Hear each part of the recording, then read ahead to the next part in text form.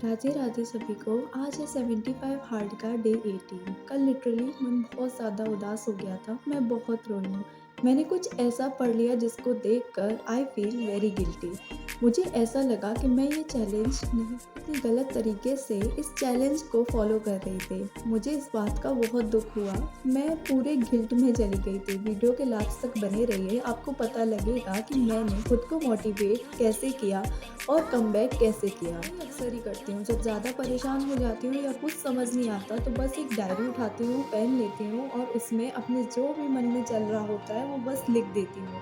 इससे मुझे मुझे ऐसा लगता है कि मुझे इससे अपने गोल के लिए जाने का क्लियर पाथ मिल जाएगा। तो ये मैं अक्सर करती हूँ। सबसे पहले ये देखिए कल क्या लिखा। इस चैलेंज को फेस करते हुए क्या मैं फेस कर रही हूँ, क्या स्ट्रगल आ रहे हैं, क्या चेंजेस आ रहे हैं, वो भी आप देखिए। तो फेस करते हुए क्या मैं फेस कर रही हूँ, क्या स्ट्रगल आ रहे हैं, क्या चेंजेस आ रहे हैं, वो भी आप देखिए।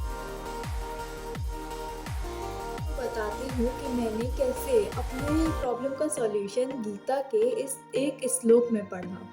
ये श्लोक काफ़ी फेमस है और आप सबने भी इस श्लोक के बारे में ज़रूर पढ़ा होगा। और कल जब मैंने इस श्लोक के बारे में पढ़ा तो मुझे रियलाइज़ हुआ कि मैं अभी तक जो भी कर रही थी वो एक गलत वे में कर रही थी। मुझे ऐसा नहीं करना चाहिए था।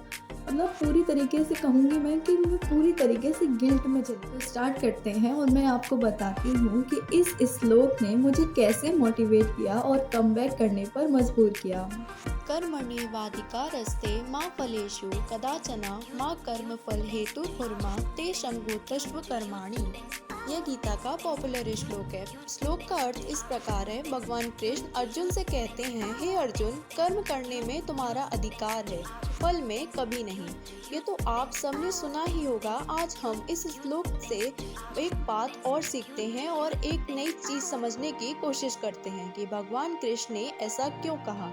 इसमें आपको बताया गया है कि फलाशक्ति का निषेध है। तो वह क्यों है, क्या आप जानते हैं? आज मैं आपको बताती हूँ आपको जो मैंने सीखा है इस श्लोक से। फलाशक्ति के कारण हम जो भी काम करते हैं उसमें ध्यान हट जाता है। इससे वह काम उत्तम रूप से संपन्न नहीं होता था।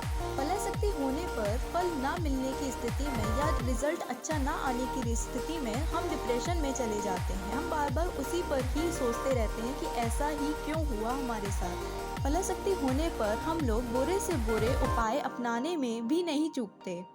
इससे ही बेईमानी और भ्रष्टाचारी आती है। तो फलाशक्ति को छोड़कर पूरे कर्तव्य भाव से अपने काम को करना चाहिए और रिजल्ट में अच्छा या बुरा जो भी मिले उसको पूरे संतुष्ट व संतुलित भाव से स्वीकार करना चाहिए।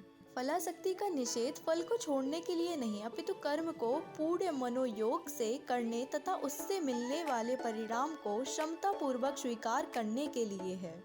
तो भगवान कृष्ण भी जानते हैं कि अगर हम असफलता के बारे में इतना सोचेंगे तो हम पहले ही काम के विरोध हो जाएंगे।